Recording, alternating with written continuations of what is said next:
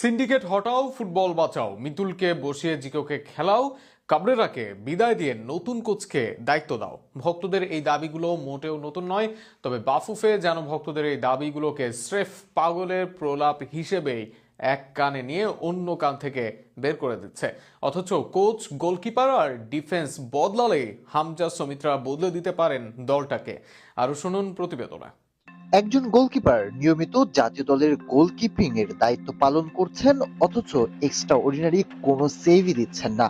Extra ordinary তো দূরে থাক, অনেক সহজ বলের লাইনেও যেতে পারছেন না, বল মার্কিং করতে পারছেন না, প্লেয়ার মার্কিং করতে পারছেন না মিতুল মার্মা।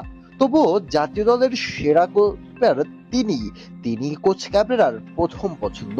অথচ সাউথ এশিয়ার সেরা গোলকিপার জিকো সাইড বেঞ্চ তো দূরের কথা, স্কোয়াডেই জায়গা পায় না ক্যাবরেরার।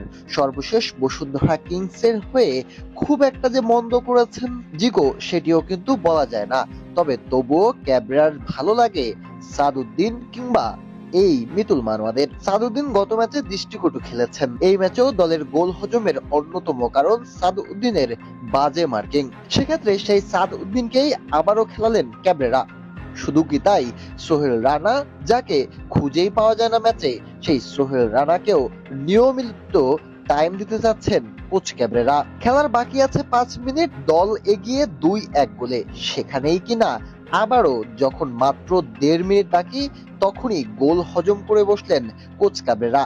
শেষ দিকে বাড়তি ডিফেন্স কিভাবে করতে হয়, বাড়তিভাবে দল কিভাবে সাজালে গোল হজম থেকে দলকে নিরাপদ রাখা যায়, সেটিও যেন জানেন না এই স্প্যানিশ কোচ। নামের পাশে স্প্যানিশ হলেও কাজের বেলায় স্প্যানিশ তো দূরের কথা, বাংলাদেশের ঘরোয়া লিগের অনেক কোচও হয়তো তার চেয়ে ভালো করবেন। তবে সেই কোচকে সরানো হচ্ছে না, হামজাকে পূর্ণ স্বাধীনতা দেওয়া হচ্ছে না। হামজা কখনো ডিফেন্স সামলাচ্ছেন, কখনো মিড, কখনো অ্যাটাকিং এ গিয়ে গোল করছেন। সর্বশেষ 6 ম্যাচ খেলে 4 গোল তারই প্রমাণ করে। সামিত সোমকে খুব বেশি সময় দিচ্ছেন না, কিউবা মিচেলকে সুযোগ দিয়েছেন শেষ দিকে।